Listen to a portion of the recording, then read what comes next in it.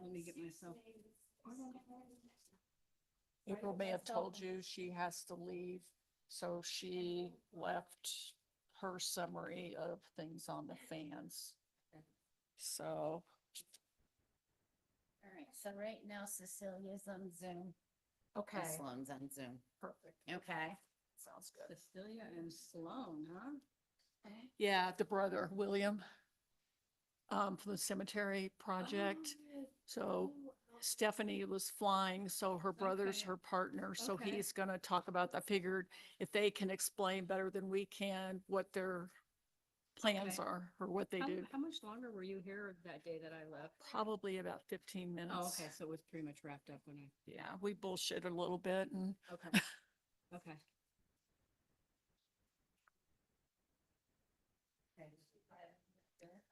we,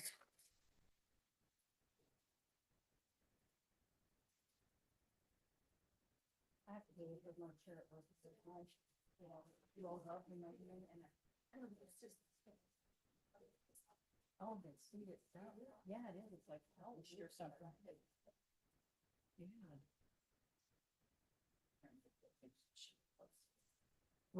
we're ready.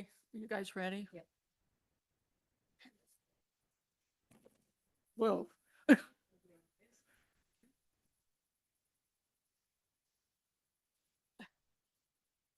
scared to do it. Safe. Hello? Okay, are we good? Okay. We're going to call the meeting to order.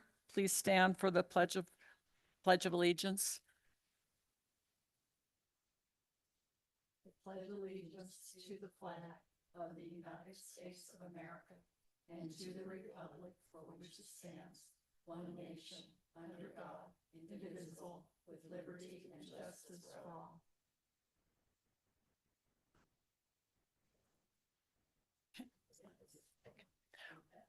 Roll call, we're present Sharon Hawley, Jackie Lavoy, Lisa Callahan, and Jordan Hicks.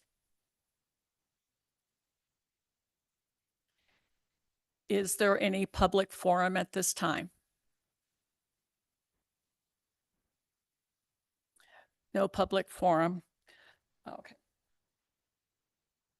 Hearing devices are available. Please see the city clerk. To avoid meeting disruptions, please place cell phones in silent mode or turn them off during the meeting. All meetings are recorded. When addressing the board, please sign in and state your name and speak clearly into the microphone. This is the portion of the meeting devoted to the public. The public may comment on any matter that is not specifically included on the agenda as an agenda item. Items not included on this agenda cannot be acted upon other than to place them on a future agenda. If you wish to comment, you can do so in person at the meeting or use the raise your hand feature in Zoom. If you are participating via phone, *9. Public comments are limited to 3 minutes. Please avoid repetition. The chair may, at his discretion, hold comments until the second public forum at the end of the meeting. Public comments submitted prior to 4 p.m. the day of the meeting will be provided to the board and added to the record, but will not be read during the live meeting. Any public input received after 4 p.m. the day of the meeting will be included in the record, but may not reach board members before action is taken. Is there any public input at this time? Please print your name on the sheet provided. Okay, so there was no public input at this time. Possible action, agenda item 1.5, possible action for approval of the minutes. Oh, sorry. 1.4, approval of the agenda. Sharon Hawley, for the record, I make a motion to approve the agenda for this meeting. Lisa Callahan, I'll second that. All in favor? Aye. Aye. Okay, motion carries. 1.5, possible action, approval of the minutes. Lisa Callahan, I will approve the minutes. Jackie Lavoy, for the record, I'll second that. All in favor? Aye. 1.6 was to administer the oath of office to the new Fernley Senior Citizen Advisory Committee member, Misty Love. I don't see Misty.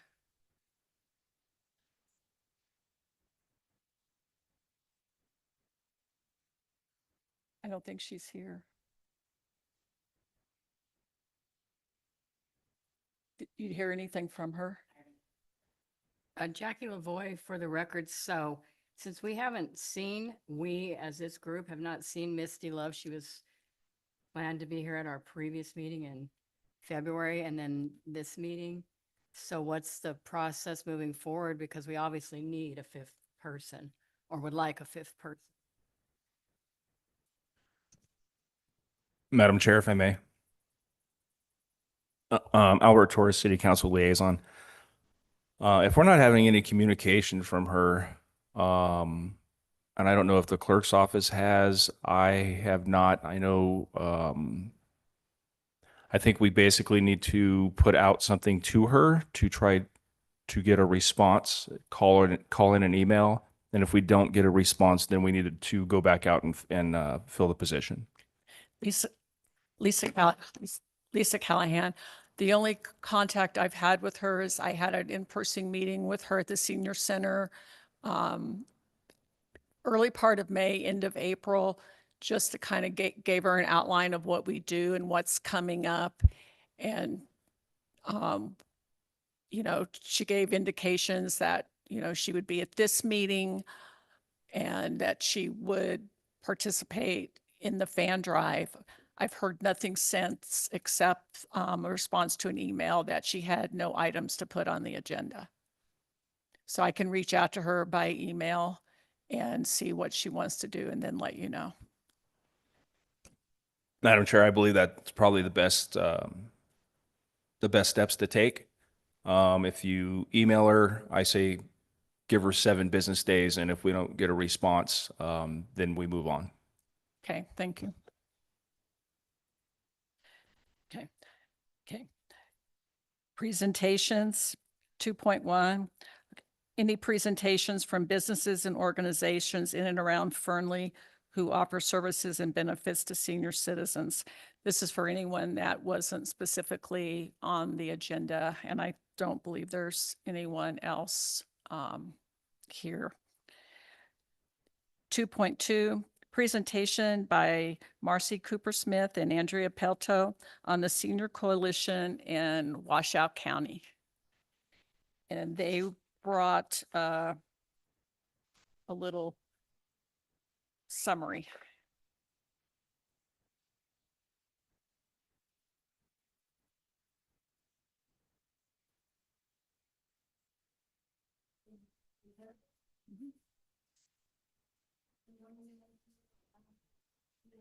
I think the It is on. Oh, it's not on.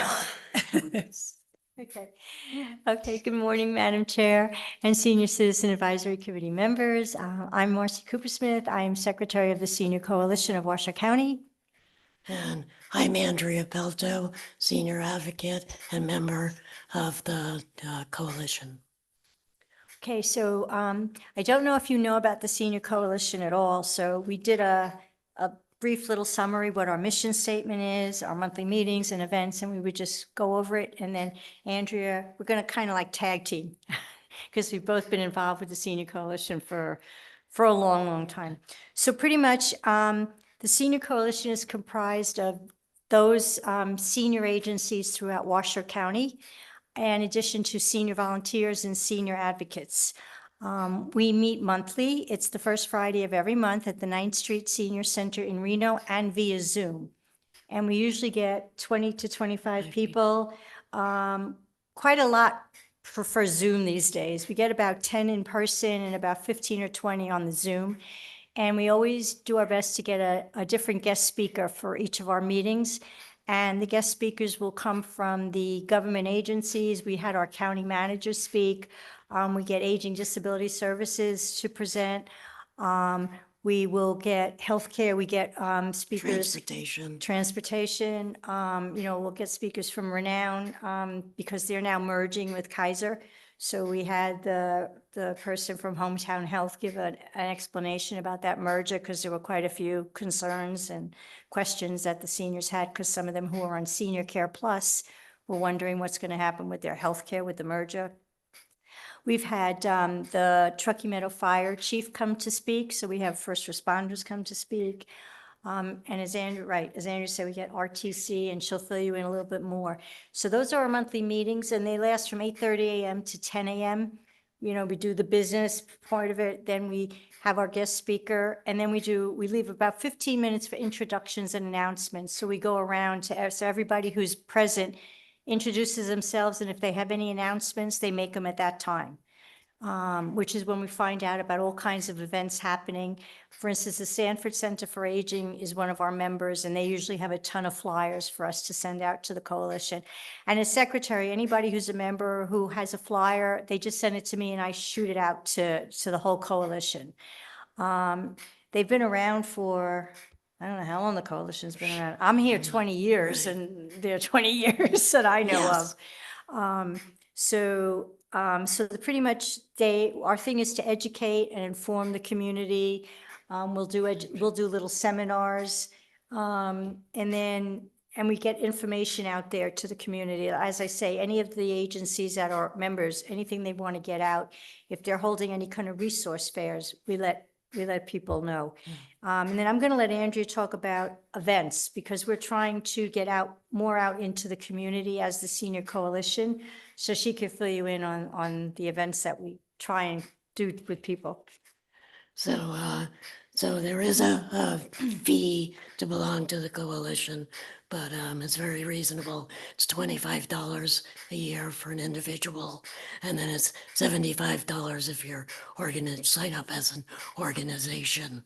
But, those dues go to support some of the other nonprofits in town. We always, the coalition will make a donation for the Alzheimer's Walk. So the coalition, we have a group, and I believe they operate in Fernley, 2 called in 4, and Neighbor Network of Northern Nevada, and so we'll make a donation to them. The coalition will help provide food. We do a legislative day in Carson City, and so we'll spend, some of the money. So, so it's good to know that our dues are going, to those, special things, and it's not like, nobody gets a salary. We're all volunteers, and All seniors and we're not just going out to breakfast with everybody's dues. We're actually putting the dues to good use. So we also partner. I don't know how many of you are familiar with the big Senior Fest event that happens the day after Labor Day every year. And so the coalition partners, with Senior Spectrum, and, helps make arrangements, helps with the food and setting up the shot clinics. And, so we just partner together really well. And it's just, a great advocacy organization. You can't attend and not learn something, because there's always so much information shared. And, the meeting, as Marcy said, we're getting more people, and I'm guilty of this, doing it on Zoom, because the meeting happens at 8:30 in the morning. So, but, because it is on Zoom, we would love to invite, you and your members to join the coalition, and, and share with us, or learn, more about what's happening. We're only, 30 miles from you. And that's where you do hear about all the events and all the different things. And if there's any, type of organization that, you're specifically interested in, you would get to know the person that represents that organization. And as the secretary, I send out the agendas and the Zoom link and all of that. So if any of you wanted to, participate, our next meeting is August. January and July are the only 2 months we don't meet because it's the first Friday. It's near July 4th and New Year's Day. So those are the 2 months we don't meet. So our next meeting is in August. And I believe Aging Disability is going to be presenting on some new thing that they're doing. So I'm happy to get your emails and put you on my, my list, my senior coalition list. And I always send the stuff out a week before. I'll send the agenda and with the Zoom link. And that way, if you wanted to just check us out, give us a trial run, you're more than welcome. It's August 7th will be the date. So I can always send it through Lisa and Lisa can, share it with you if that's easier. And perhaps you'd like to come talk, we do 3-minute public comments at the beginning and at the end. You can do public comment, or you can get you on the agenda for a few minutes so you can introduce yourself. Because we're really going into advocacy stronger now. We're redoing our strategic plan, and a big part of it is advocacy. And we're trying to figure out for the upcoming legislative session, where do we think would be the most effective thing that we can advocate for as seniors? So if we could get the Fernley Senior Citizen Commit to want to join with our senior coalition, I mean, Yeah, there's, as everybody knows, there's strength in numbers. And, we would love to. and your you know, input, what you think. We don't know right. whether it's housing, is it transportation, food insecurity? What we're trying to nail down, what's the 1 or 2 issues that we can Yeah. say we're coming to the legislative Yeah. or to our electeds also. Because the coalition, isn't just speaking for, Reno Sparks or even Washoe County. Again, it's a senior coalition, and no matter where you live, we all, face the same issues. And, we would love to have you guys come on board, and, I think you'll be amazed at how much you can learn. Exactly, and who our members are. I mean, so, and the advocates and the volunteers, we're like a sample, that this is who you get as your volunteer and your advocate. So, yeah. And many, again, many of the people who belong to the coalition are people that provide services in your area.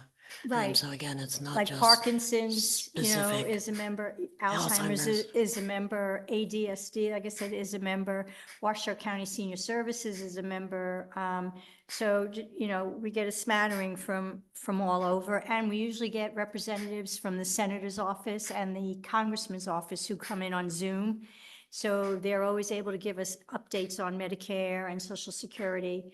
And they're very accessible. Senator Rosen and Yes. Congressman Amity's people, it's Debbie Balzinger, who's in Amity's office. She's like the person who deals with seniors and veteran issues, and And Molly Rose Lewis for Senator Rosen's office. counterpart.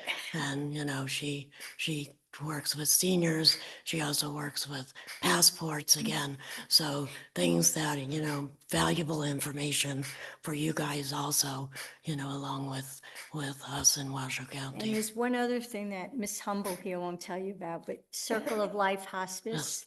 Okay, she is their treasurer, and they're a member, and they are really going gangbusters. And unfortunately, it's a necessary need, but they are just doing, they Yeah, have a we- guest house. we she can tell just- you, and so it would be great for you to come and hear all about Right, that. we just celebrated on Tuesday our 2nd anniversary of our hospice guest house, where we provide free room and board to the dying at no charge. So One of the members donated the house, Dr. Larry Larry Weiss, Weiss. who's chair of the Center for Healthy Aging, who's also another member of our coalition, donated the house for the house. So that's what I mean. It's, And- we and all again- try to work together. yeah, and the hospice house again is not just for residents of Washoe County. It's not, and it's also even not just for seniors. We've served people from the age of 17 to 101.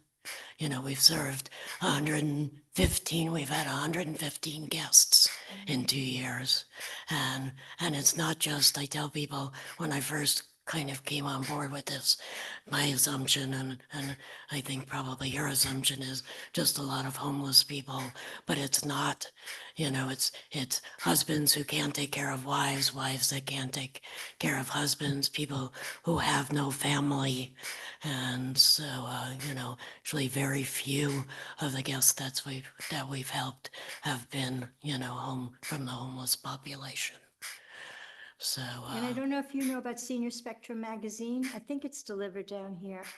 Yes. It's a free monthly magazine. Connie McMullen, who's the editor, is our president, and she's also the Senior Fest sponsor. So we're all the thing. That's why we commingle. We try and help one another, and we're trying to reach out a little bit further because seniors need all the help. We're not getting heard. That's why we're trying to, you know, and I'm trying to bring the veterans in as well, because I volunteer with the VFW Auxiliary in Sparks, and there are a lot of senior vets, and they are facing the housing crisis like we are.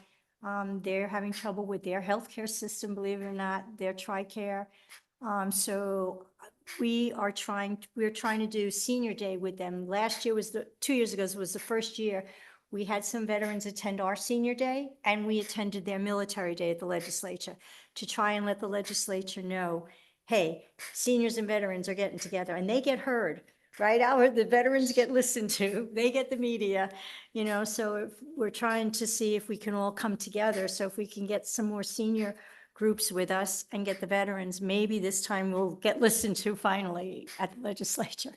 yeah, we want to be able to go to the legislature and say, usually in the past, we've had to partner with someone as a big name, like we've had to AARP or, you know, something, because if we just go to the legislature and say, the Senior Coalition wants to, you know, come and have legislative day, they go, who, what? And that's why we're working on the advocacy and trying to grow our organization so that we can get recognized, you know, and And that we have a people will great start partner, as listening. Andrew mentioned, with transportation. Sorry, RTC provides a free bus that day. So if you have no other way to get to the legislature, we meet at the 9th Street Senior Center, and we make sure we get a senior bus driver so he can come in or she can come in and listen to all that's going on. They meet us at like 7:30 in the morning, and then they bring you right back to the senior center. We leave at 3 o'clock once our day is over. So those who can't get anywhere, as long as they could just get to the senior center, and most of them are able to get a ride to the senior center, and then the bus just takes them.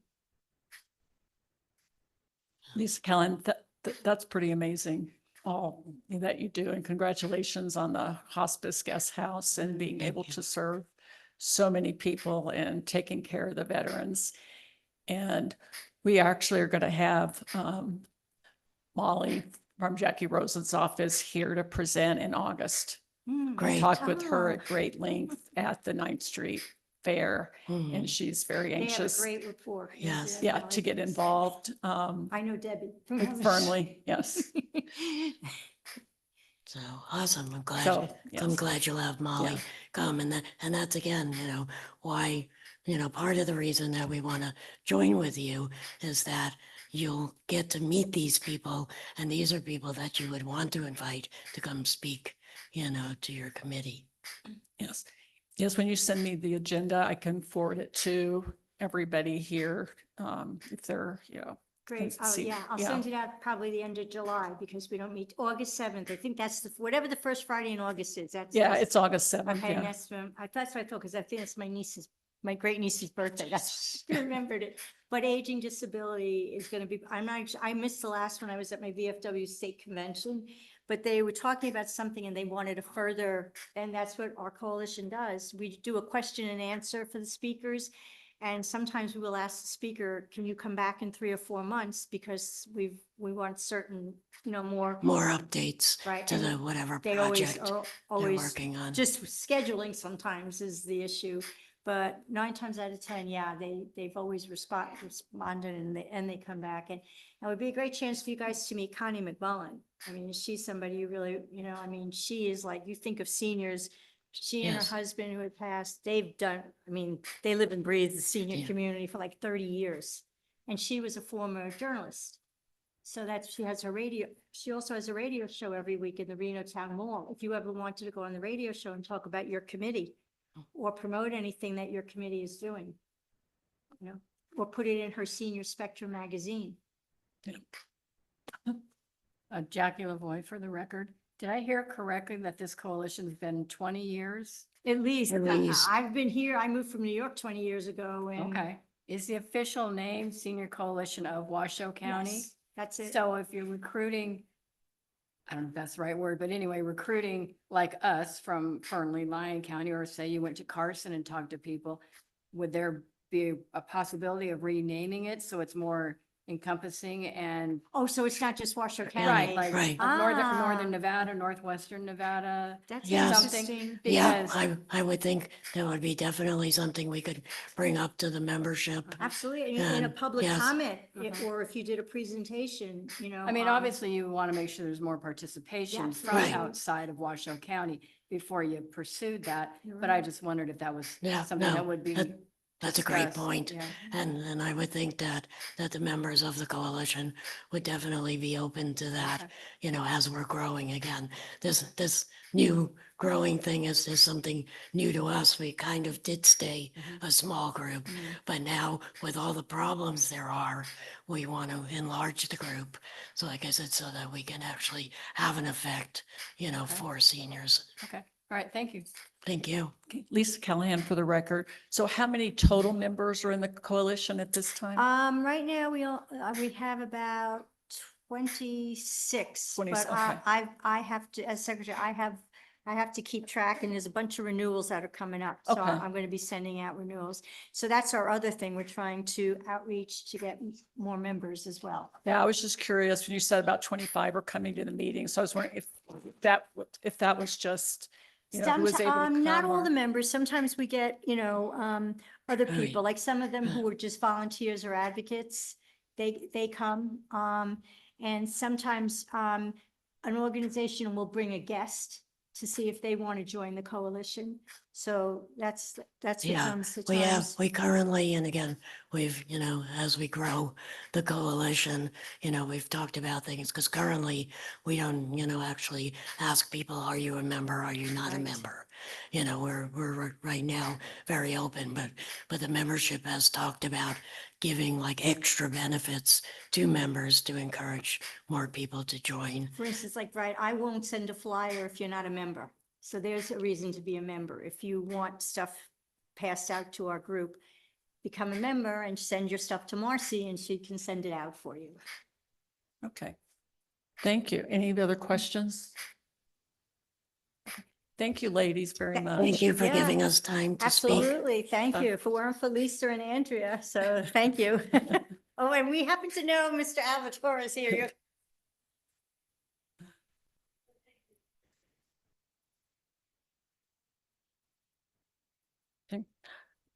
Moving on to item 2.3 is a presentation by Cecilia Alonso with Nevada Aging and Disability, and I believe she is on Zoom. Hi, good morning. I'm going to share my presentation.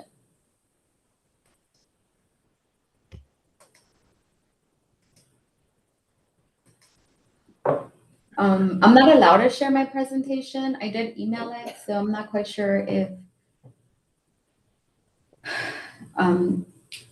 you're able to pull it up.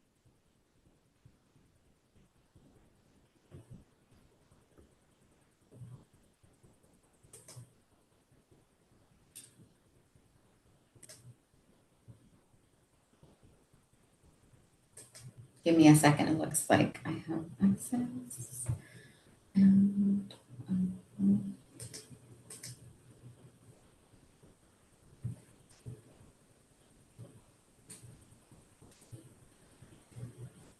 and are you able to see it? Are we what?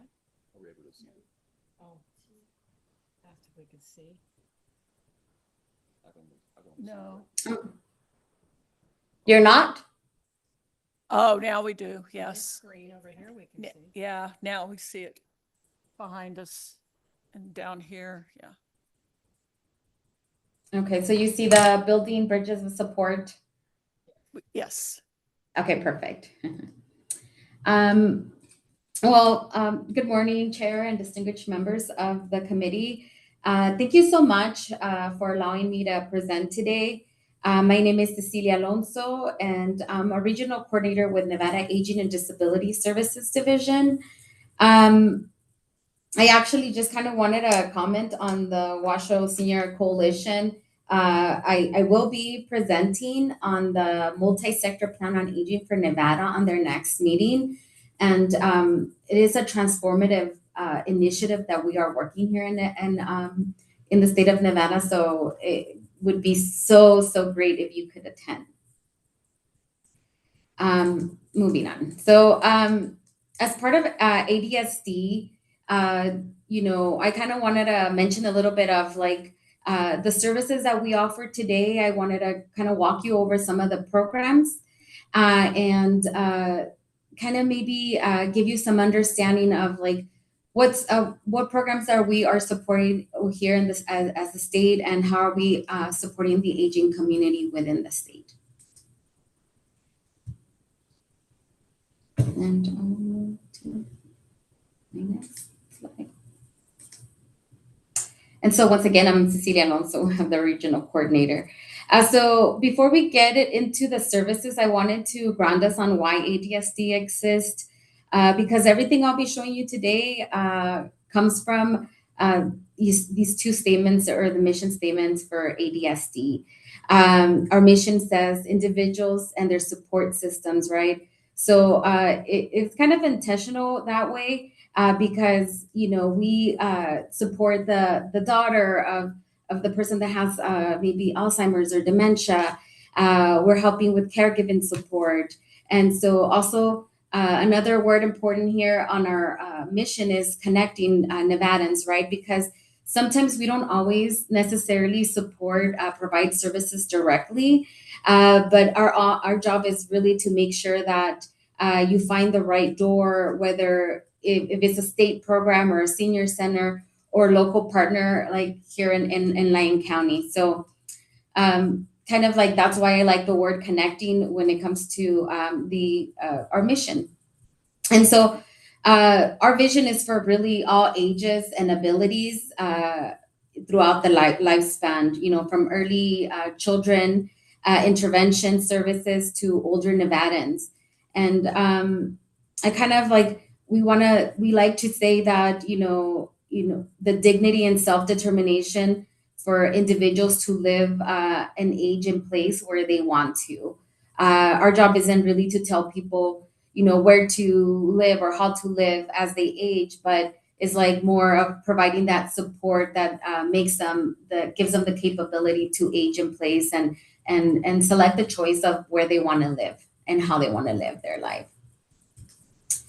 And so ADSD is not a single program. It's a family of programs that are under one roof that kind of ties them together, from like, our children with disabilities and early intervention programs to older adults, adults with disabilities, and family caregivers.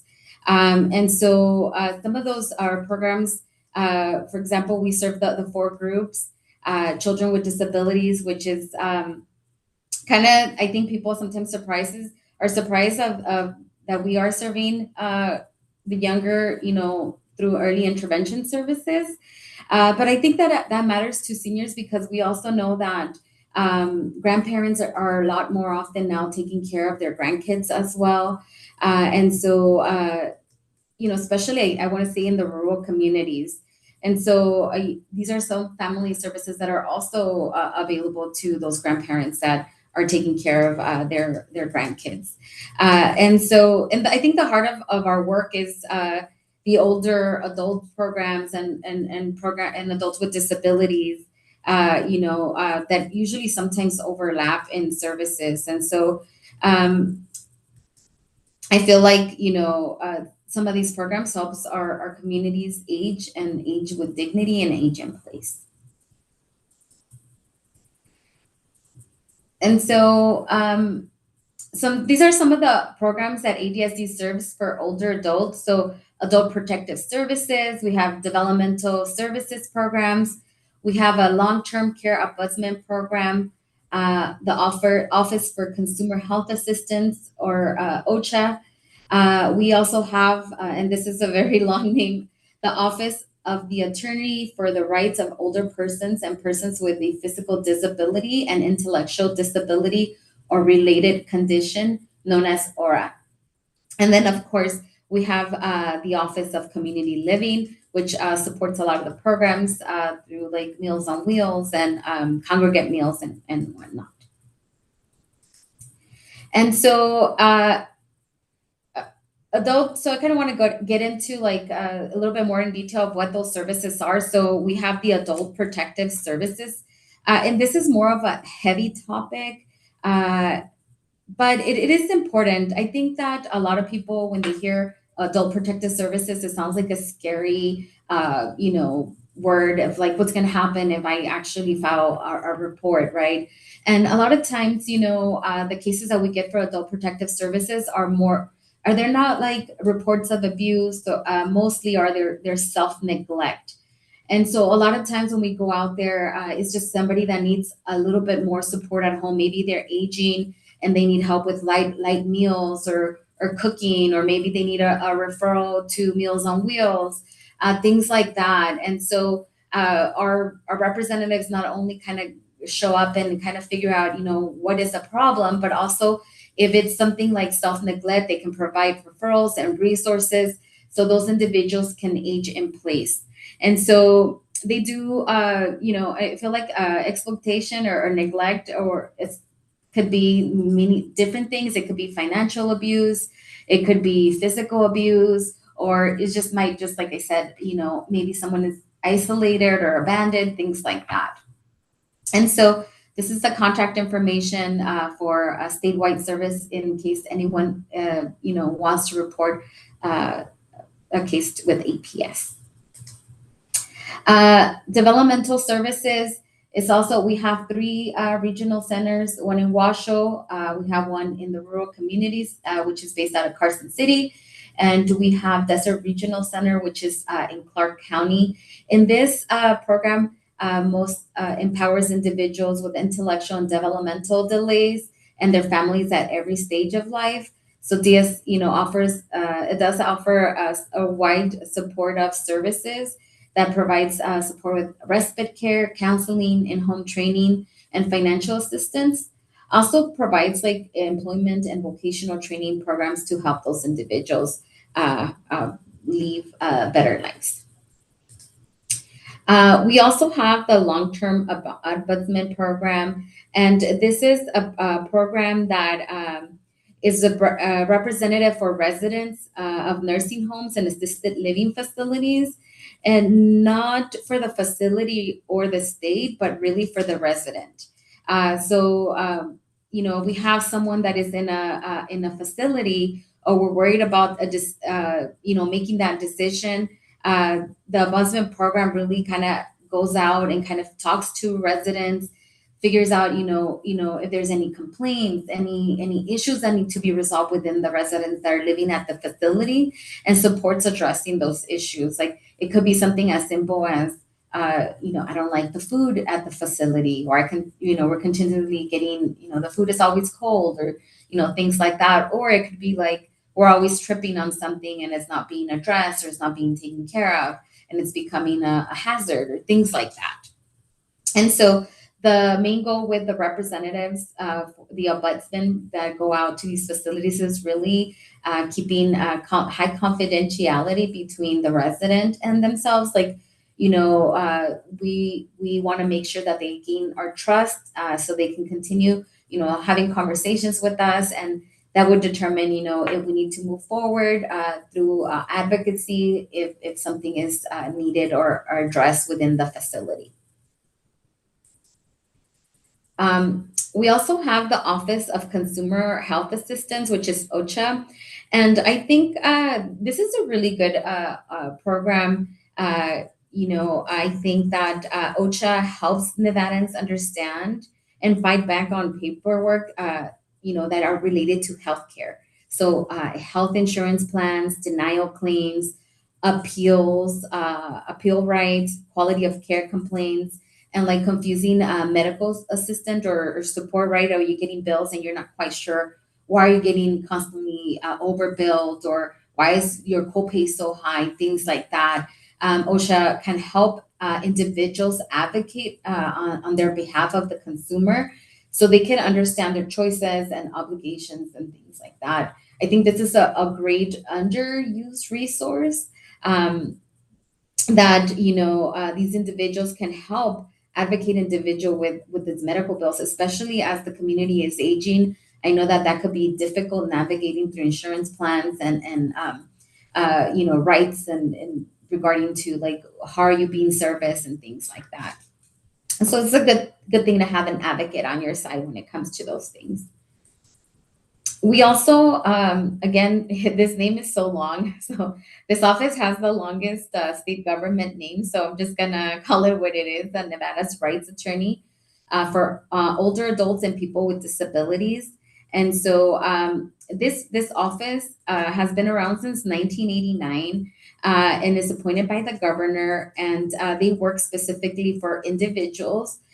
This office oversees free legal services for adults over 60 and older, funded through the Older Americans Act and powers of attorney, advance directives, landlord disputes, benefit denials. And so any kind of legal issue within that realm, this is the office that can support. Our advocacy rights attorney is Shauna Brennan. And her contact information is on this slide, and I can be happy to share this PowerPoint in case you need additional information in regards to this. But this is also a really good program. And so the next program is the Office of Community Living. I think if I have to pick one of the offices that touches most people, is probably going to be the Office of Community Living. It's built around helping individuals age in place and stay within their community, whether it's someone that needs help with transportation or congregate meals or Meals on Wheels. This is not a direct service program. These programs are funded through our community partners that provide some of these services to make sure that individuals have a high quality of life. This is also part of the Nevada 211, the Nevada Care Connection, and so these programs that support healthy aging within our community. And with the Office of Community Living, I also wanted to discuss the Home and Community-Based Services Waiver, which is the HCBS for frail and elderly. So this waiver kind of helps provide individuals with community-based in-home services to enable frail and elder adults remain in their homes and avoid placement in long-term care. So this program is for individuals that are 65 and over that need maybe a nursing level of care or at a risk of nursing home placement. So this can provide support of, like, if they qualify, they can get case management, adult daycare, maybe adult companionship, chore service, homemaker services. They can also maybe qualify for the personal emergency response system, respite care. This is really a good program for those individuals that, they want to continue to stay at home and then they just might need a little bit more of support. And then we also have the HCBS waiver for structured and family caregiving waiver. This is a new waiver that I think this went live, I think in July of this year. And so currently there's no wait list for this particular waiver. And this is targeted for individuals that are diagnosed with, have a dementia diagnosis. And just like the frail and elderly waiver, this waiver helps with case management, respite care, also per diem rate for a caregiver to support the individual at home with personal care services, homemaker services, and home health aid services. And so they must meet the financial eligibility requirements to have this waiver and have a dementia diagnosis as well. And then we also have the community service option program for the elderly. And this is, or in short for COPE, this is just as the same as the frail and elderly and the structured family caregiver waiver. It offers the same services. However, the only difference with this is a medical services to persons of 65 and over, and this is not connected to Medicaid. And then we have some of the programs also that are funded through Office of Community Living. And so this is just another kind of list of the different programs that ADSD provides, Medicare, counseling, meals, transportation, caregiving, respite, legal support, assistive technology, and even employment programs for individuals that are 55 and over. So everything that we really talked this morning is really lives in this slide or in this part of the services that we support. And so with that, I want to thank you for having me here today.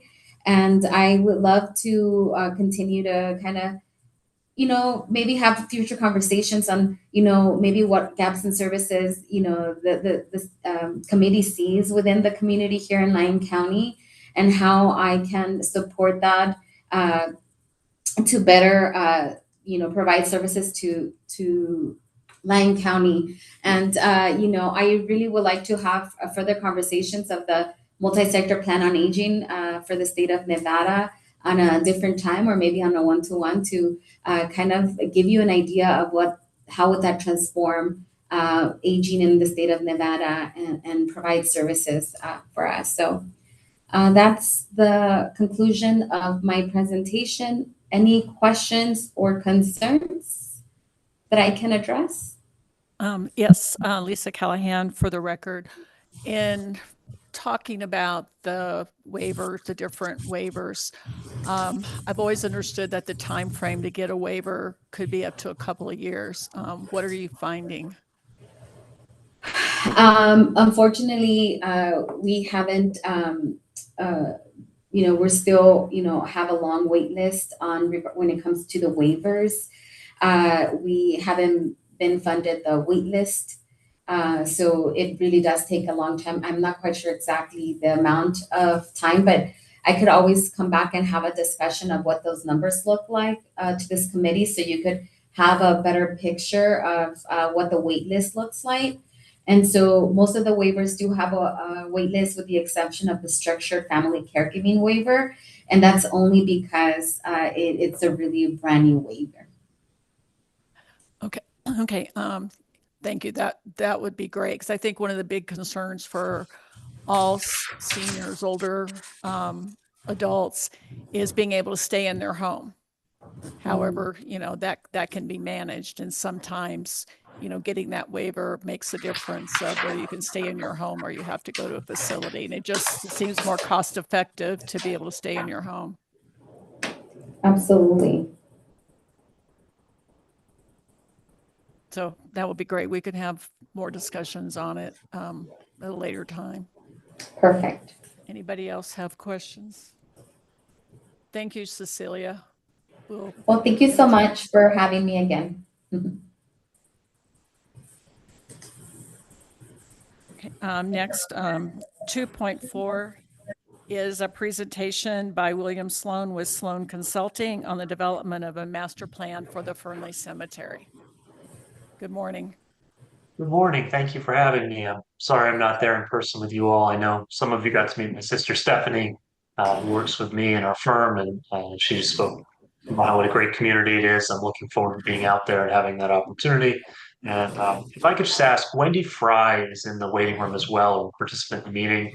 She's one of the landscape architects you may have met as part of the team. If someone could try to add her, that'd be great. She was just going to speak briefly to her experience on the site.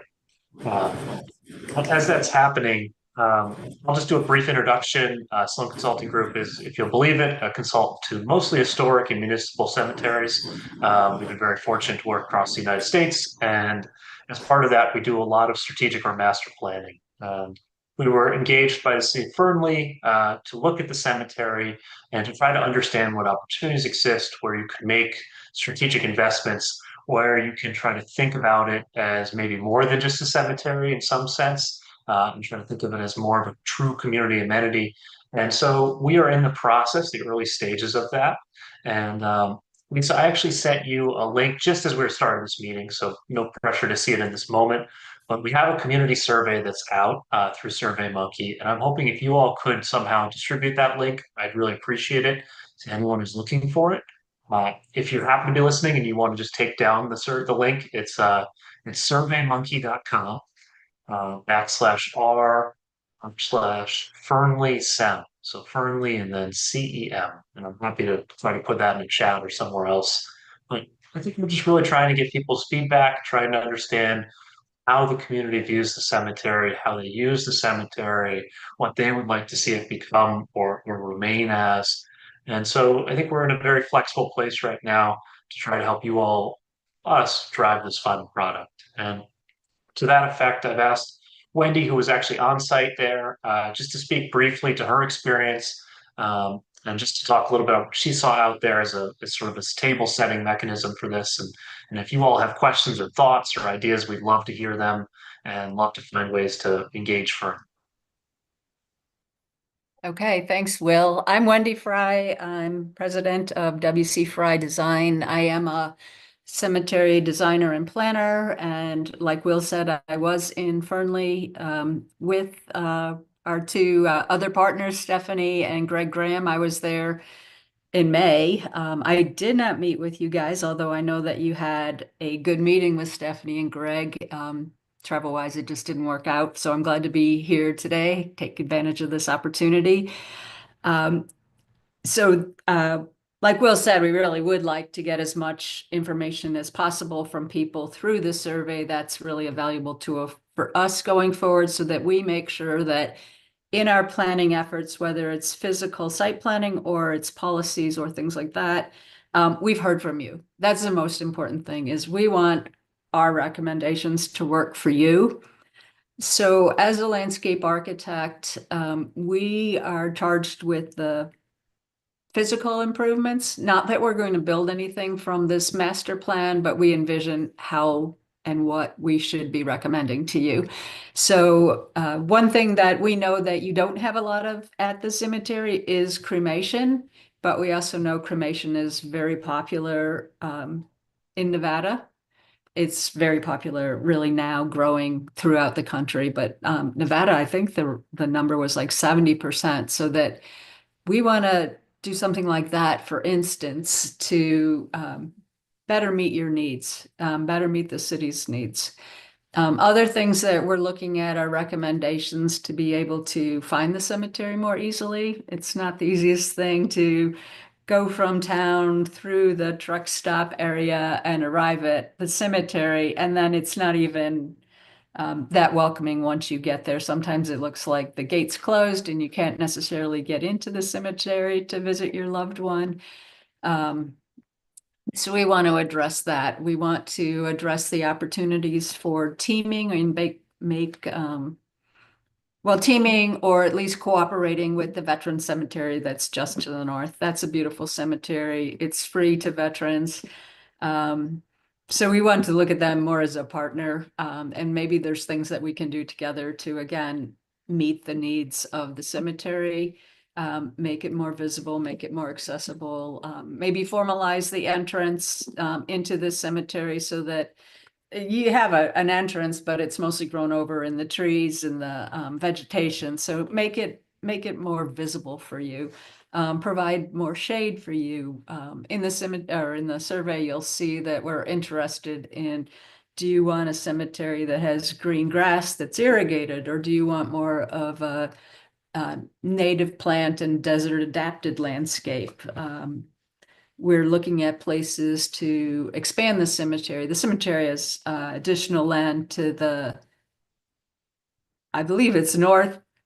Yes, you have land to the north, you have land to the east, and there's actually land to the south. So there's a lot of land available, and we will make recommendations on how to best use that land. And you will see that the things that I'm mentioning are also mentioned and questioned in the survey. So we look forward to your responses in the survey. We will be back on site a couple of more times. The next time we come, there will be a public meeting, I believe. I believe they're trying to schedule that. But we will present our findings to date and begin to present our recommendations. So at this point, I guess we don't want to take a lot of time to present what we've done because that's a future meeting, but we would like to answer any questions that you might have. Lisa Callahan, so the survey, my question is that going out to the entire Fernley community? Is the city going to put that out? How is that going to work? It is our hope we can get it as broadly visible as possible. So if you all have advice on how to do that, we'd love to take that. The city has very much committed to putting that out through the channels that they have available to them over the next couple of weeks. Have you spoken with Barry Williams? Yes, Barry and Olivia have been great, and they're very much. This will be out, I think, on social media channels, newsletters, things of that nature. So I expect it will be visible, and it will be part of discussions as they have presentations to other groups, or we have presentations to other groups. But if there's any mechanism internally to yours or through other folks that you see, we're happy to try to get it out that way. Councilman Torres, what do you know anything about the survey, or if that's going out? Or No, this is the first that I've heard of the survey. I do know that was an idea, but I haven't seen it yet. In talking to Mr. Williams, so this is kind of we're all on the same page, hitting the ground running. okay. They should send the link to the city. I'm sure they've discussed this, and then the city will also put it on their website and then probably on their Facebook site as well. That's helpful, Jack- thanks.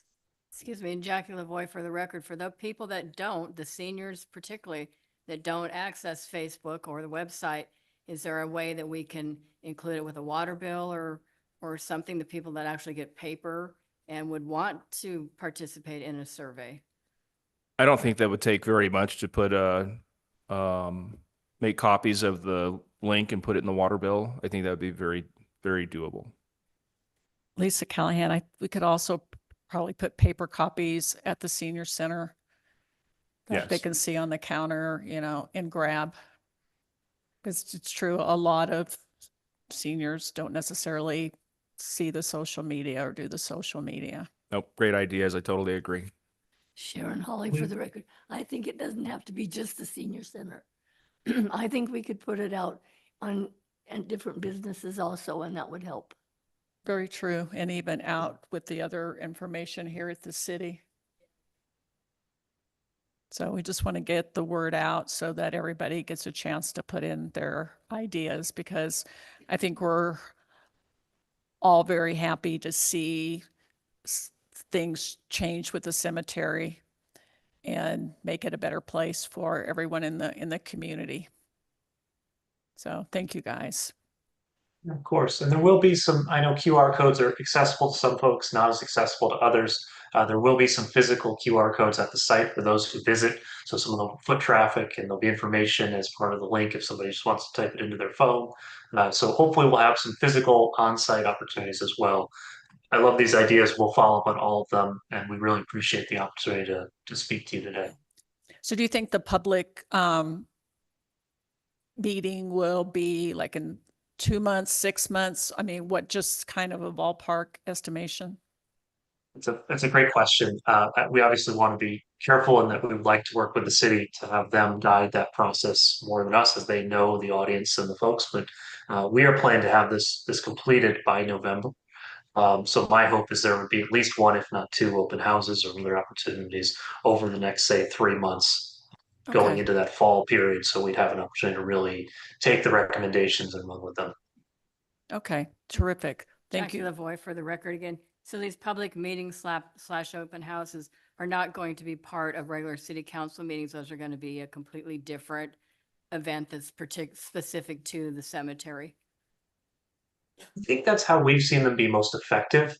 I think we're open to doing it either way, depending on what makes the most sense for the stakeholders there.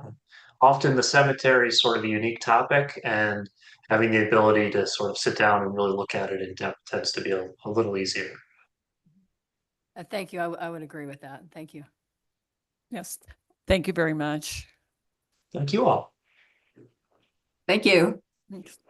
Have a good weekend. Yeah, you guys too. Bye. Okay, Bye-bye. bye-bye. Okay, moving on to item 3.1 for possible action discussion and update on cemetery planning day and upcoming cleanup day for this fall.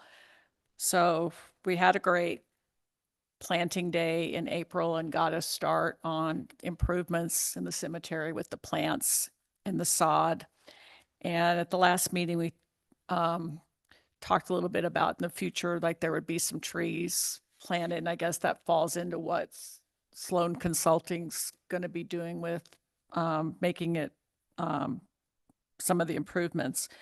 What do we think about having another cleanup day in the fall? Jackie Lavoy for the record. So in the past couple of years, we've had one, obviously in the fall and in the spring. And I feel like in the fall, we did it in September, but I'm not exactly positive. I can't remember the date. that I we did believe it last. was September also. And I think part of the reason I can't remember is because the last time we actually didn't need to do it because we had inmates come and really busted And it did out. it. So we didn't end up having to do that. So maybe somebody else can update, refresh and- my memory on all this. Yeah, and inmates were out as part of Mayor's clean sweep that did some cleanup in that. So that was really good to see. So maybe we can look at September, into September and see what's possible. We can discuss it, finalize, I guess, at the August meeting.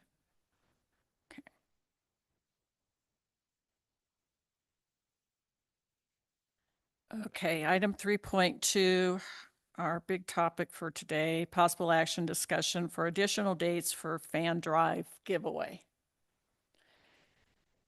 So we have our first giveaway tomorrow at the Clock Tower, 9 a.m. to noon. And we have 61 fans on site right now. I'm just gonna, since April's not gonna be here, I'm just gonna go ahead and go through the summary sheet that April left for us.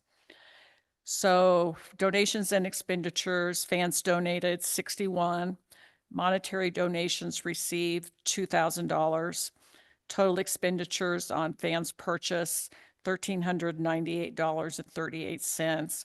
So there's a remaining balance of $601.62 to purchase more fans.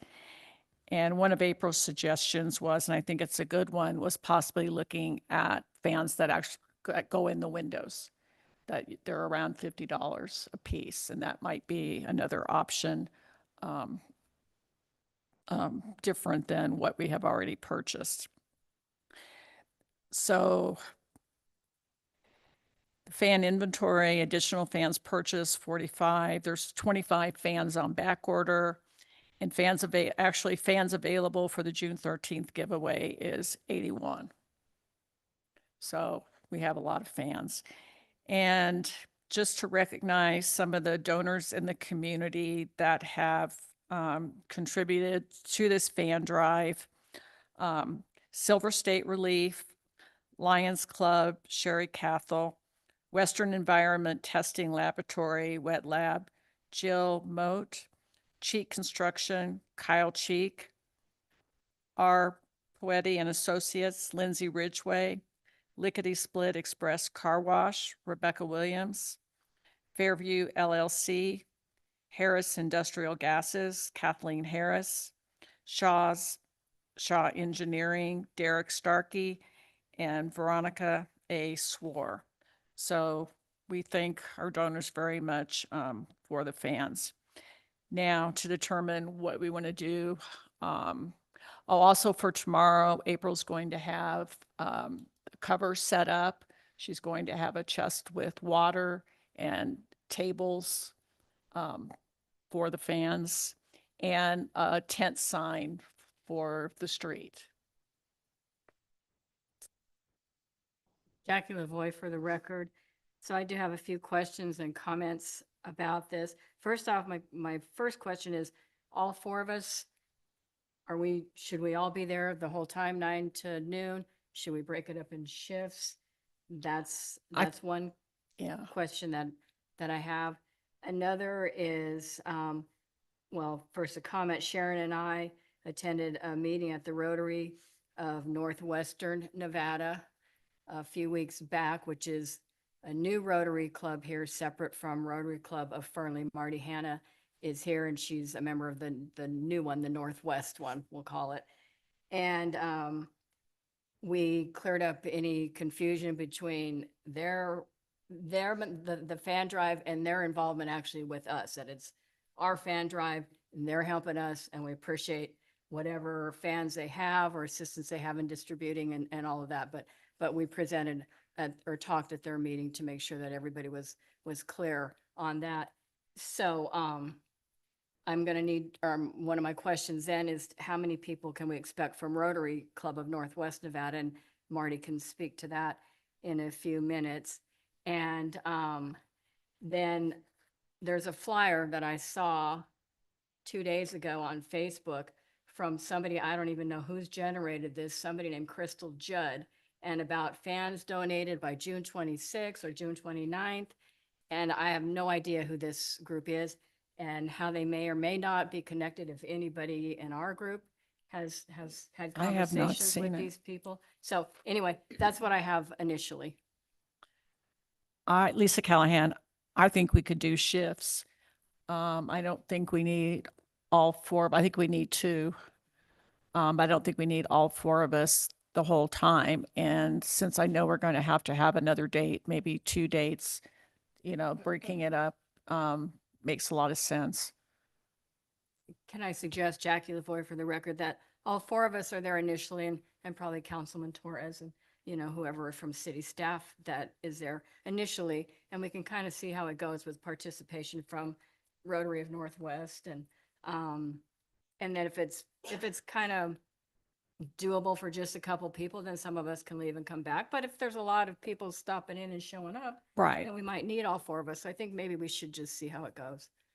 Sharon Holly for the record. I think it is good to start with all of us. And then I'm sure that as the time goes on, some will be able to leave for a while or whatever. But I think to begin with, we might have a good rush. Well, I hope we have a good rush. We have a lot of fans. And I don't know if we've received any information or anybody has expressed, that they can't get to the donation site to pick up a fan if, Rotary of Northwest Nevada has a, connection for, delivering, or know of people that need delivery. We can look into that also. Jackie Lavoy for the record, is it allowed to have Marty and come and tell us right now on behalf of Rotary of Northwest Nevada what they're in, because we did invite her and ask her to come and let us know who's going to come tomorrow and how much participation they're going to provide. So yes, I think that would be fine.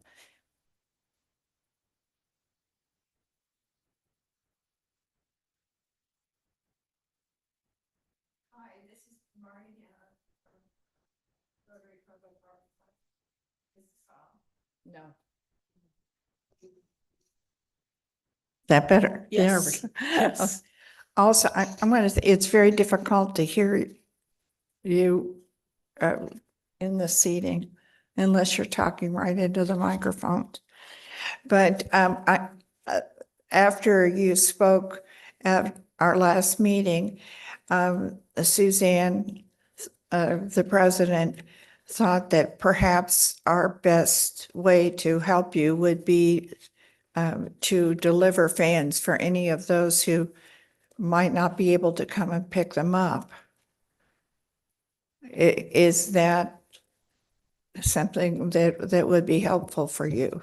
Jackie Lavoy for the record, do you have a list? Have people reached out to you so you would know where to deliver these fans so we would know also in advance, because I don't know that I don't really have a problem with them being delivered, but on the other hand, it's more of, people that show up.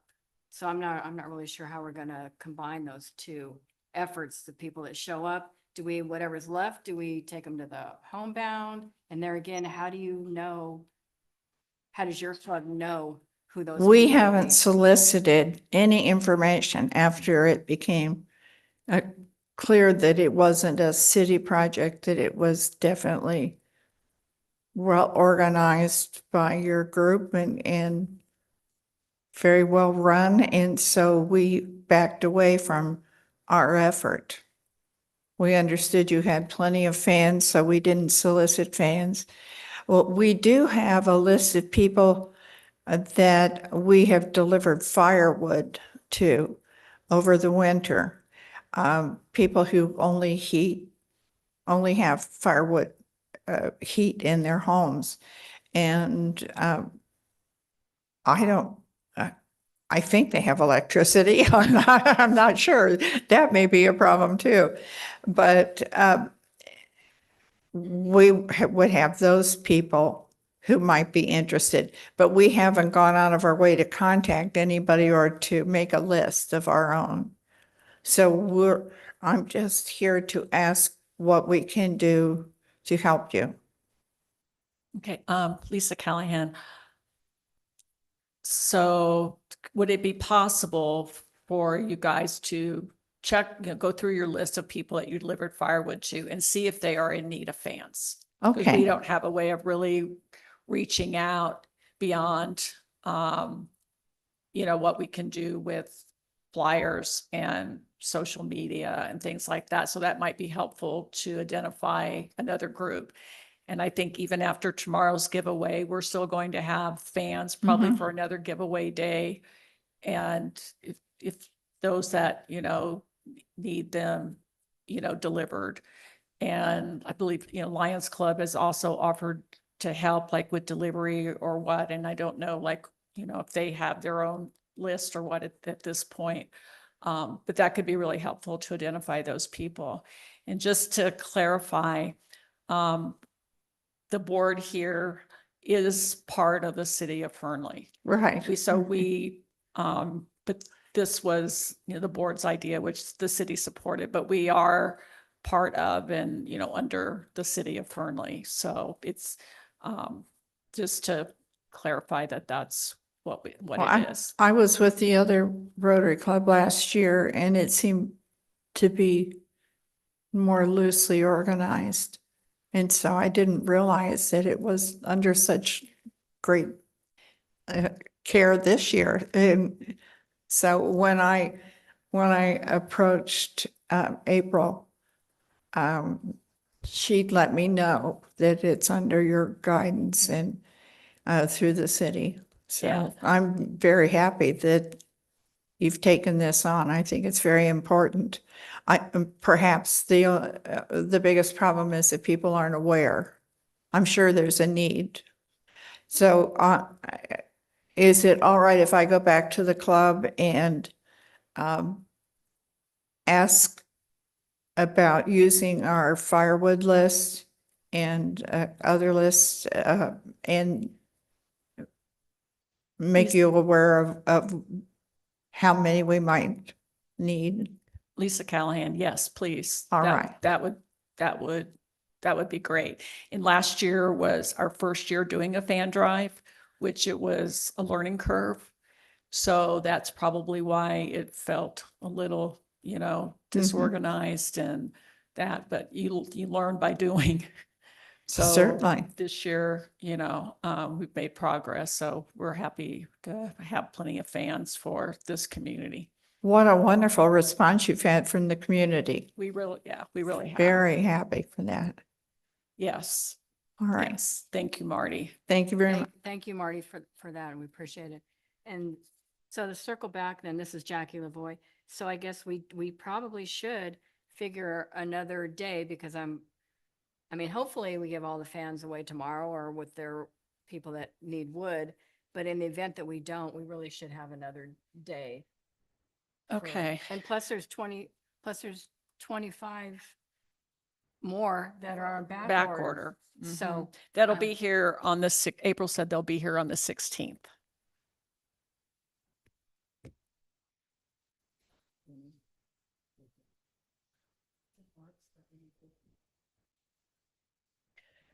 So, okay, so Lisa Callahan, do we want to schedule another drive this month, day this month to pass out fans? Or do we want to tie it into 4th of July celebration?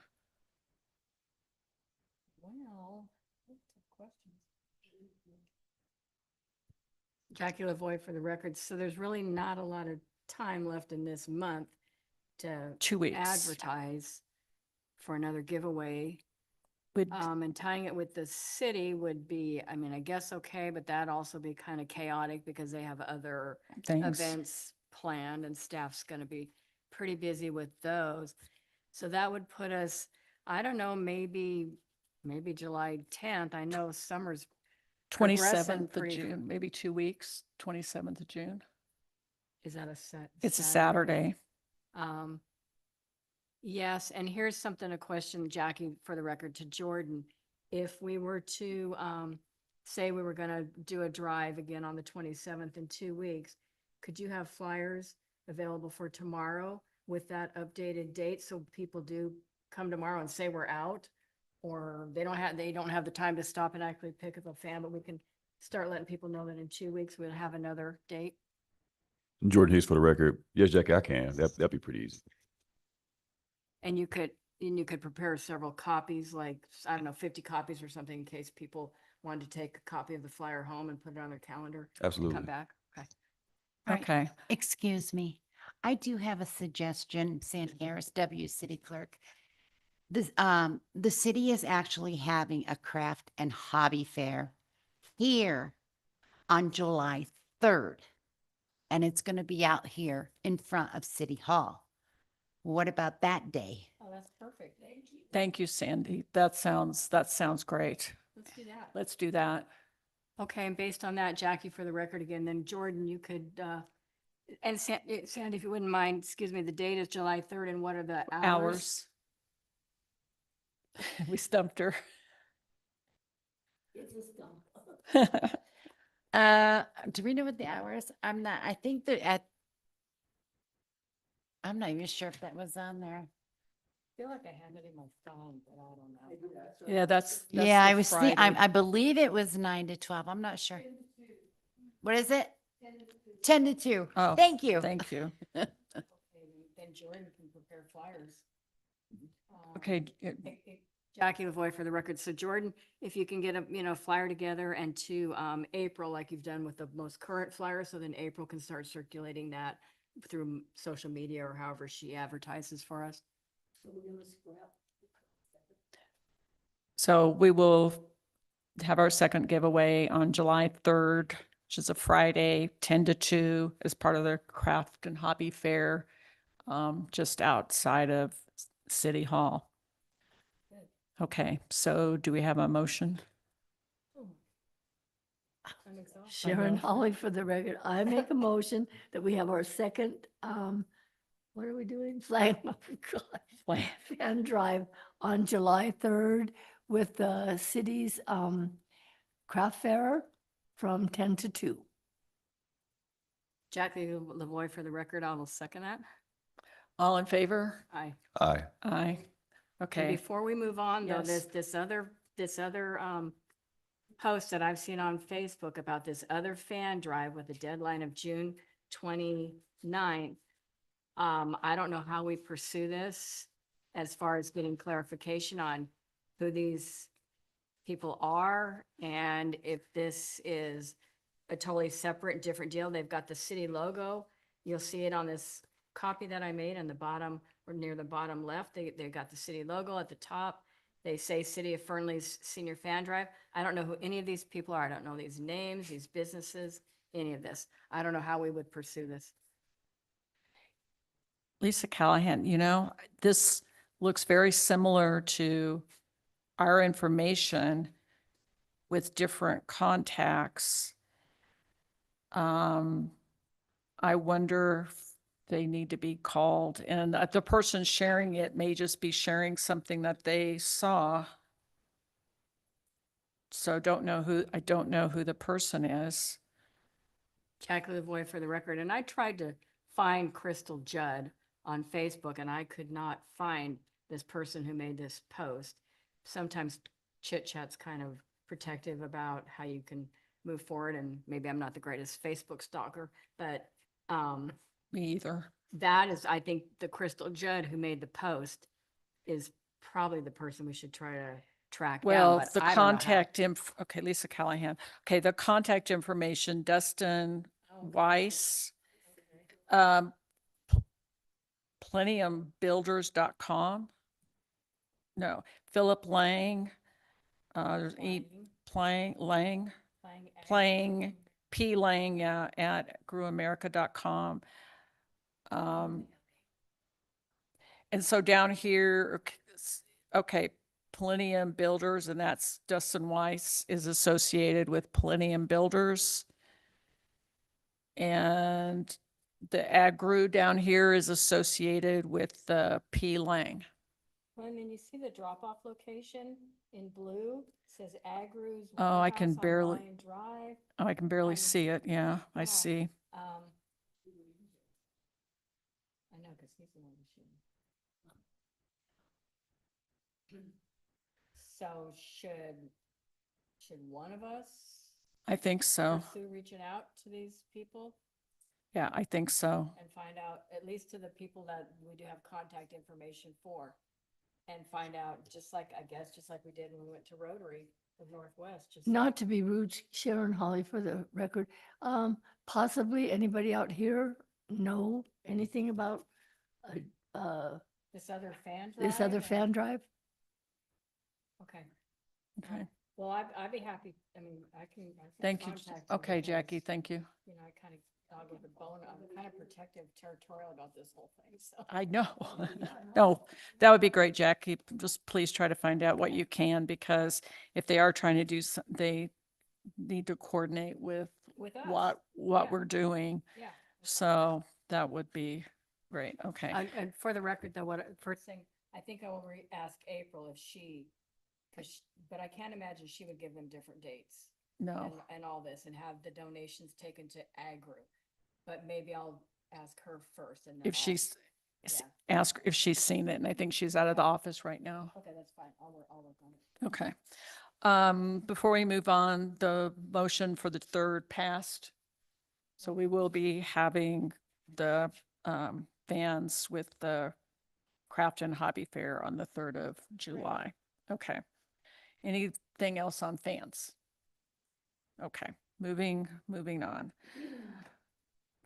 3.3, possible action discussion regarding the ice cream social on June 24th at the senior center from 11:30 to 1:30, including ordering from Steve's Ice Cream.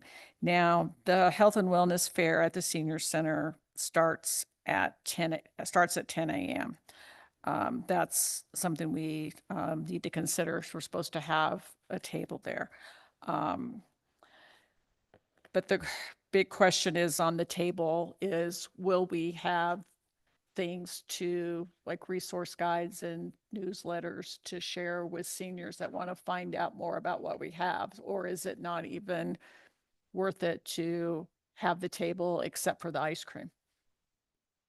Jackie Lavoy for the record, we do not have the updated resource guide, and we haven't done a newsletter in a long time, probably 6 months at this point. So no, we don't have any of those things. So it would just be the ice cream. Yeah, I don't know. Sharon Holly for the record. Yes, it would be. I have not talked to Steve yet. But it's a little bit of a problem because he's closed on Tuesdays. And how are we going to get it there on time? Because Isn't this a Wednesday? This is a Wednesday, but in prior years, it's been in the freezer the day before. So either it's picked up Monday afternoon, which would have to be in the freezers at the senior center by 4:30 because that's when they close. And hope nobody touches it for a day, which See, and they that's can what lock the happened last freezer. year. They got Well, in the last little giveaway that we went to do, the last of the ice cream, it was cleared out. The last of it was cleared out of the freezer. But they can lock the freezers. Jennifer can lock the freezers. The other option is for it to be picked up right when Steve opens at 11. And generally, we don't start passing out until people start finishing their lunch, which is around 12. Okay, Jack Lavoy for the record. So are they still gonna have lunch as normal and have the wellness fair So tables all around? So what I understand from Jennifer and Rebecca this year, they're going to use all the classrooms in the senior center as well as the main room because they found that last year it was a lot more trying to sell people things than educate. So they want it to be more educational.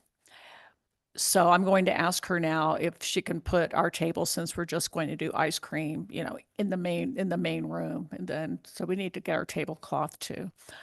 But they're going to have the different rooms occupied with those that are participating. So in the health and wellness fair, but that they will start serving lunch at 11:30 as usual.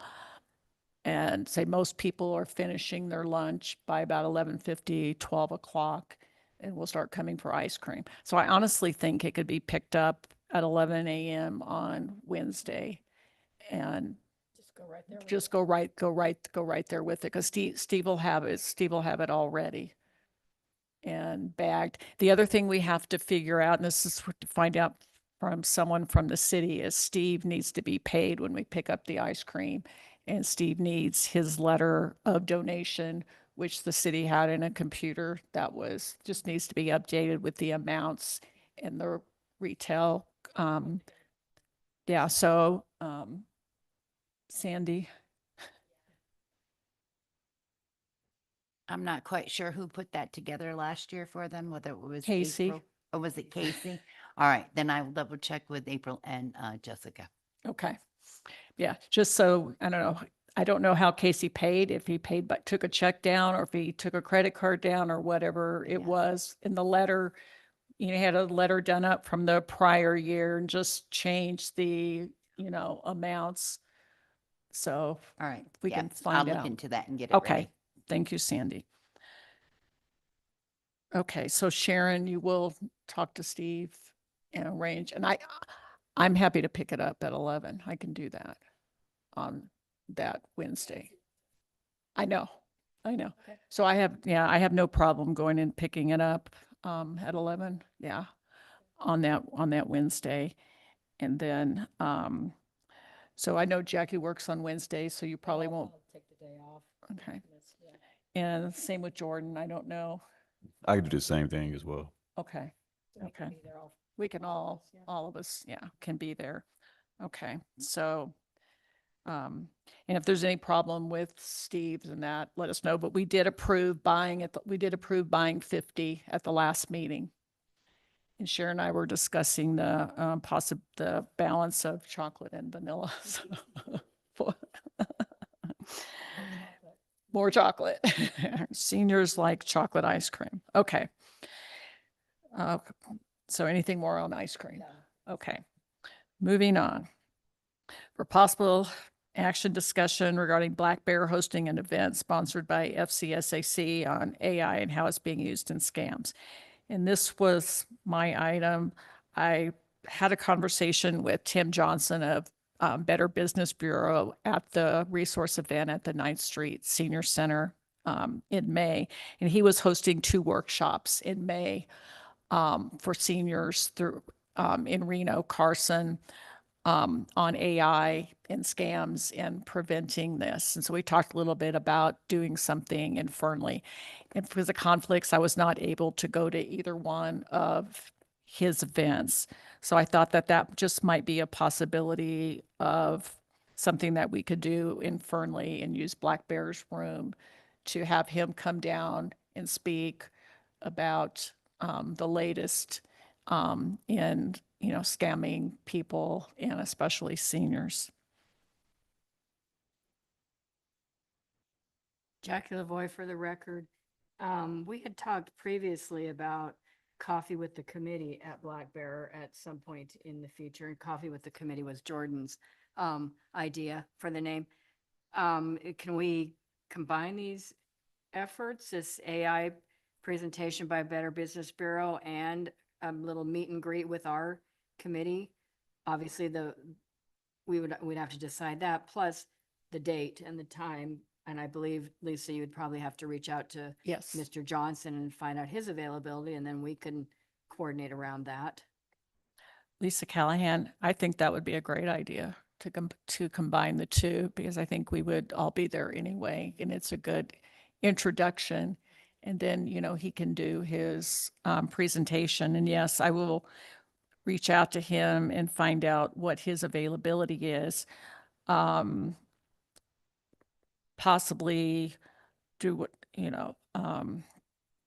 going into fall, late August, September. What kind of time frame do you guys suggest, recommend? I think fall's probably good. Jackie Lavoy for the record. So when we next meet in August, if you could have talked to Mr. Yes. Johnson and got a date, possibly, I don't know, September, or October, I think we could make that. Yeah, and then we can make the arrangement with Black Bear. What day of the week we prefer? Friday? Saturday? I'm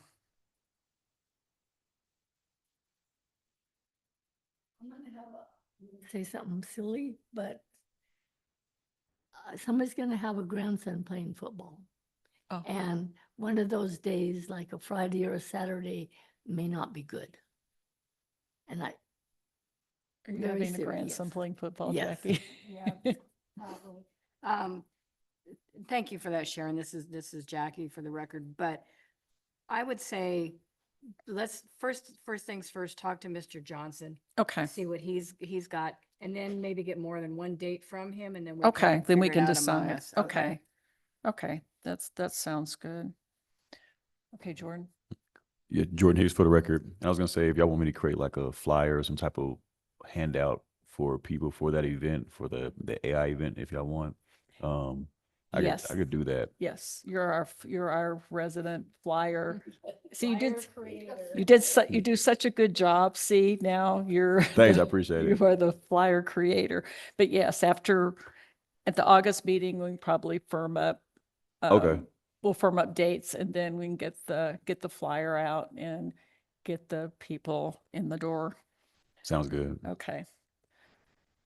And Jackie Lavoy for the record again, and Lisa, once you will be the contact with Black Bear to Yes. coordinate Yes. the spot there in their Yes. restaurant and date. And Yes. Yes, I will do that. Okay. Okay, moving on, 3.5, possible action discussion on the SCAC participation in the 4th of July. I think we just kind of answered that with the fan giveaway. I think. Okay. Sharon Holly for the record, I think that that's a good idea to just have it on the 3rd. And the reason is, from the 1st to the 3rd, there's going to be activities going on, correct? And then on the 4th is the parade and everything at the park. I personally think the 3rd is just enough, my opinion. Lisa Callahan, I agree. Jordan Hicks for the record. I just want to ask a question, like, and what level of participation for the July event are we like considering? Is it gonna be like, is it more like informal, or we setting up tables, or is it more like more formal? The July 3rd, I believe, okay, the hobby and craft fair will be out front, in front of the building, right? Correct, Sandy? Yes, the whole layout is going to be out in front of the building, the whole front out here. On June 26th is the deadline for all our vendors. And then there will be an email going out to everybody with the whole layout, the plan. Okay, sort of where like is- Business Expo. Exactly. Is Jessica in charge of that? Yes. Okay. So you'll need to make sure. I need to contact Jessica Yeah, that. I'll let we're- her know. Okay, that we're going to be a part of that. Yeah. So you probably didn't see Business Expo, Jordan, but all the tables are all lined out and say, we get a notice like where our table is. And then, the fans will be, brought out. And then we have a new tablecloth that says the Senior Citizen Advisory Committee.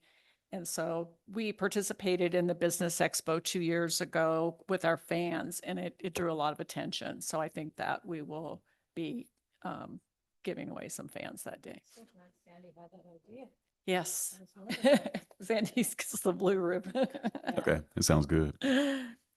Okay, so our 4th of July participation will be on the 3rd of July with the city's hobby and craft fair. Okay. 3.6, possible action, subcommittee reports. So start with Sharon on events. I think we already talked about the 4th of July and the 3rd of July, so I don't have any more to add. Okay. Okay, Jackie and the communication, Jordan. Jackie Lavoy for the record. So I have updated the resource guide information with more information I'd gotten from Sharon and then also from Lisa. And I need to actually talk to Jordan about this. And then Kim from the clerk's office last meeting, we had talked about printing these in-house. And I found a bill from Allegra from a few years ago, last time we had the resource guide printed. So I need to talk to Kim, and maybe Jordan knows the answer to this. The paper that was used before and the bifold and all that, if that's something that the city has the capability of doing. So I'll have to reach out to Jordan and Kim about all this. All right, we do have a printer that does fold. Okay, and this is the paper that was used. It was called text coated 100-pound house gloss text. Okay. we'll And I see can if give it- you a copy of this if you'd like it, so you can see what was done last time with Allegra. And if the city has that paper and can Okay, do, because Or- we want it, we don't want it just on paper. No. right. Or if the city has the ability to purchase Yeah, that Yeah, paper. so I'll double check first, and I'm sure we Okay, have and some I'll do card this. stock, Okay, okay. and see if we can't, and put it into the machine just to do a test. okay, Yeah. Okay? okay.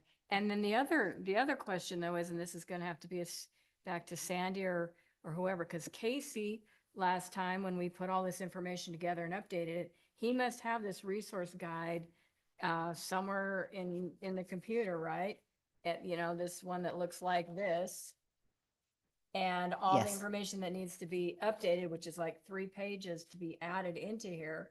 And it's and all the information to be added is under the headings. So you just have to pick the name but I mean, we need this found so that I can get the information to your office. Also to get that typed in. So there's that too. Okay. And as far as a newsletter, there again, need to meet with someone from the clerk's office. At least that was what I understood from last month on when we can put together a newsletter, Jordan and I, and meet with staff. So that's where that's left. Do we know if, okay, because some things have still kind of been handled by April and some things from the clerk's office. So there's been some confusion as to what's what. So do we know if Kim is going to be the person that will help coordinate newsletter? We haven't had a newsletter in 6 months. I'm not exactly sure, but I will get together with Kim and April so Okay. we can get clarification Okay. on who's doing what. Okay. Okay? Okay. Thank you very much. Okay. For me, subcommittee partnership, the only thing I really have is the May 1st resource fair in Reno at the Senior Center. And it was very informative. It was very educational. They had over 80 vendors.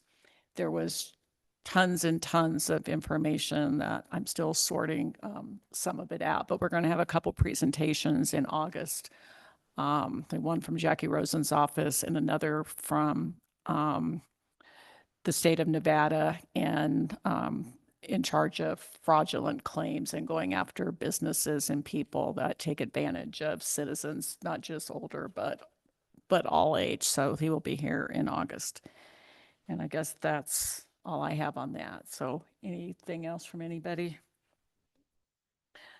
Jordan Hicks for the record. Yeah, I have a few things. So I was doing more research on that flyer that we got about that other fan drive. So just looking at it, I could tell it's not a competing government fan drive like throughout the city and stuff like that. But I could tell it's more like a private sector partnered campaign.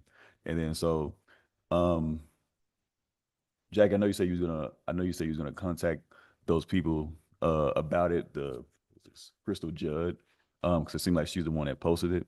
I didn't know what approach that we wanted to take, but I'll say if we wanted to remain like the most diplomatic when it comes to like approaching this, I'll just say like 3 simple guidelines that we could set if we want to set like a standard expectation.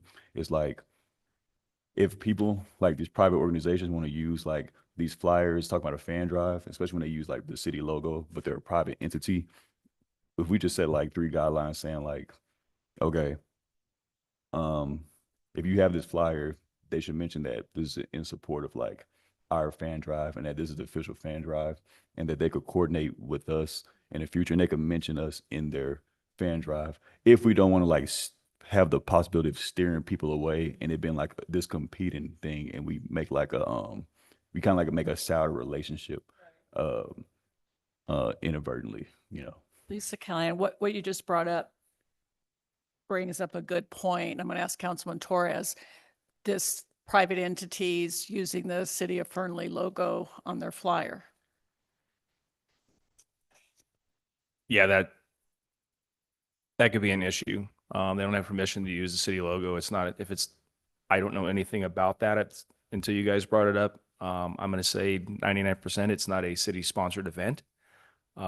So they shouldn't be using the city logo.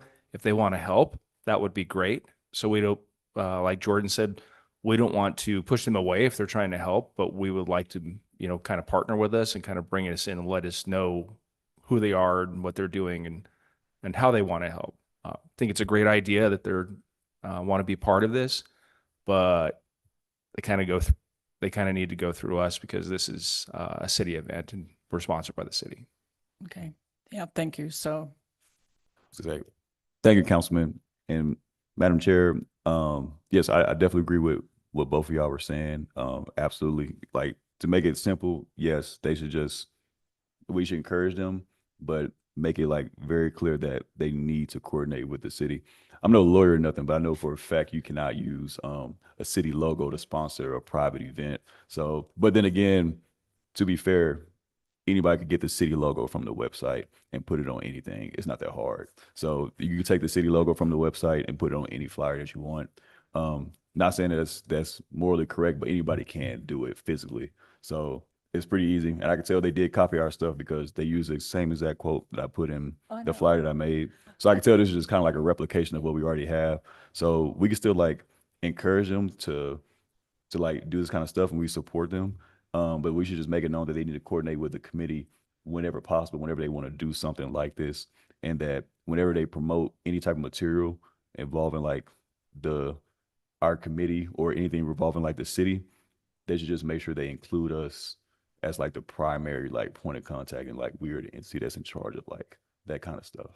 Jack Lavoy for the record. Well, this is exactly what happened with the Rotary of Northwest Nevada, because I saw that they had a post on Facebook and one of their things was Operation Cool Summer or something on an agenda for a meeting a few weeks back. And I saw that and I reached out to Lisa. She was not able to go. So Sharon and I went to that meeting. And basically that's the way the conversation was. I thought it was received very well, what we said. They had a lot of confusion at that Rotary Club thinking it was their fan drive.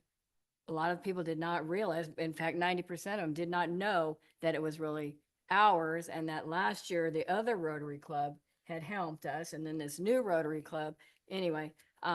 So it was received very well. And obviously, I mean, Marty was here this morning and they're going to kind of stay in their lane and help us where we need help. So I will definitely pursue it that way with these 2 companies, Agru and Plenium. I can't find Crystal Judd. And like Lisa said, the contact information is there for the people from Agru and Plenium. So I'll reach out to them. Lisa Callahan, and possibly maybe they just, bring us their fans to our events, so say we won't turn down assistance, but we Mhm. just don't want to be, have competing for the same goal. Jackie Lavoy for the record. And of course, again, because on here, 2 times they have City of Fernley, they have the logo, and at the top it says City of Fernley's Senior Fan Drive. So there is an opportunity for confusion between ours, this, or there, how many of these are going on and who all is sponsoring them. So we definitely need to get this. And did they remedied. see Rotary's flyer? Because that was on Facebook, which I didn't, and this one I have not seen yet. And I didn't see Rotary's until you pointed it out. So we will find out. Okay. Anything else on that? Okay. Number 5, items requested by committee members as of 6, address requests for future agenda items. Okay.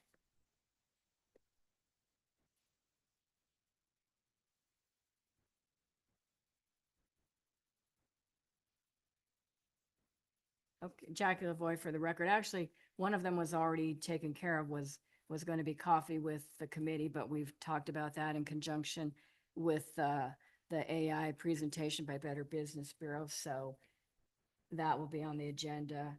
And the only other item I have, oh, actually 2, Suzanne Prouty, who is the president, Marty Hanna was talking here a minute ago. Suzanne Prouty, who's the president of Rotary of Northwest Nevada, she would like to come and make a presentation in August. And then we need to talk about a cleanup day at the cemetery for the fall. And that's what I have. Okay. Jordan? Yes, Jordan Hicks for the record. I just got 3 questions, and then that's all I have. Regarding the giveaway. My first question is, do we want to track the number of seniors that we serve at the giveaway? And my second question is, like, the leftover inventory that we have, will it just be stored at the city hall, like we have leftovers? And then my third question will be like, after the event, do you want me to create like some type of kind of like an informal after action summary? So then like the years after or more events that we do like the same, then we kind of have like stuff like lessons learned, or this is the volume that we had last year and how we expect to move this year and stuff like that. Yeah, that's a good idea because we did learn things last year and we didn't keep anything official, but we kind of, saw what people asked for as far as fans and were looking for. And we kind of got down toward the end. It was, oh, that's all you got kind of thing. But the fans are stored here Okay. at the city. And that brings up the other question on Saturday, I guess.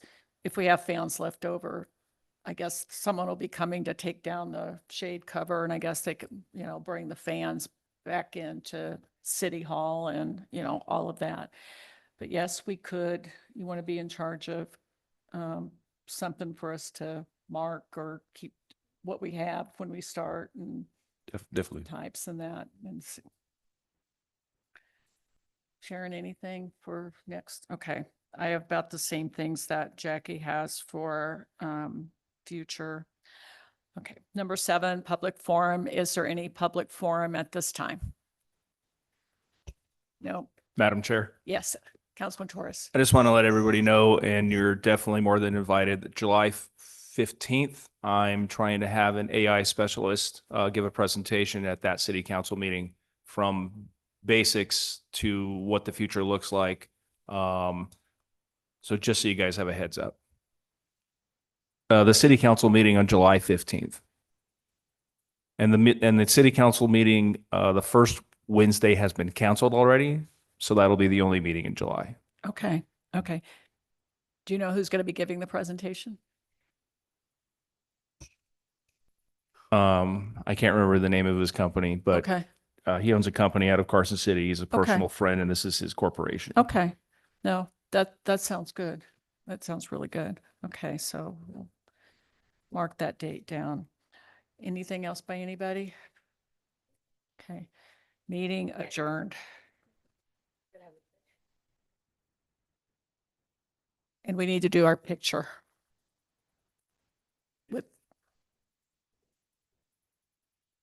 for the fan drive.